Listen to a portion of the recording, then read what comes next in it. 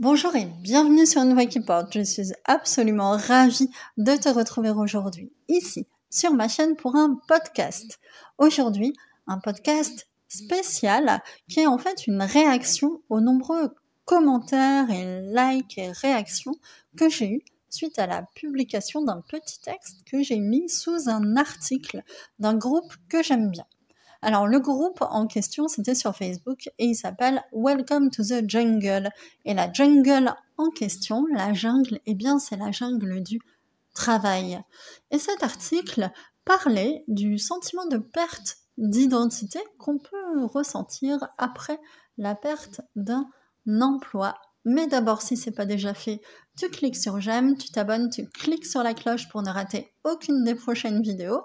Tu partages et tu commentes, c'est bon pour le référencement, ça fait vivre la communauté et ça me donne d'excellentes idées de vidéos en général. Alors ce petit texte que j'ai publié, donc que j'ai rédigé, je me propose aujourd'hui de te le lire tout simplement. Je l'ai un petit peu étoffé par rapport à sa version d'origine, histoire de préciser ma pensée. Et j'aimerais savoir si ça t'évoque des choses par rapport à toi-même, par rapport à des personnes que tu connais peut-être, ou un vécu du passé. Ce texte, je l'ai intitulé « Te prendrais-tu pour ton travail ?» Confusion identitaire. Toutes ces personnes qui semblent ne vivre que pour leur travail. Mais que se passe-t-il en cas de licenciement, de burn-out, de perte d'emploi? C'est la chute, le vertige, la perte de repères, d'identité. À la question « Bonjour, qui êtes-vous » beaucoup répondent avec leur prénom suivi par un intitulé de poste et un employeur. Cela correspond à une réponse attendue. La réponse permettra d'attribuer immédiatement une valeur sociale et un ensemble de caractéristiques présupposées. On ne parle pas de la même manière à un médecin ou à un ouvrier, souvent pas avec la même considération non plus, ni avec le même mépris éventuellement. On peut les déplorer, mais c'est comme ça. Au-delà de l'identité personnelle, le sujet interroge l'importance sociétale donnée au travail.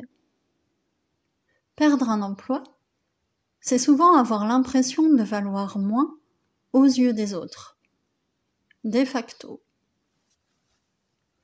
Pour certains, cela correspond à une réalité vécue dans la douleur. Départ du conjoint, perte des biens, le vécu de déclassement existe. Et il impacte, plus ou moins, l'identité en fonction de son implication dans son travail. Et toi, te prends-tu pour ton travail? Et si tu décidais que ta vie, ce n'est pas ton travail, que se passerait-il? Et s'il s'agissait d'une forme de libération? Fin du petit texte que j'ai voulu se terminer par une question, une interrogation, une introspection probablement.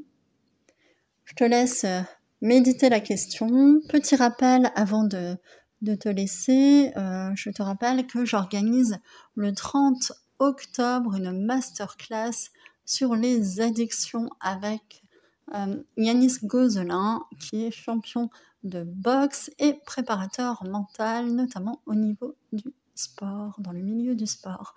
Je te dis à très bientôt. Rendez-vous sur unevoixquiporte.com si tu veux en savoir davantage sur ce que je propose.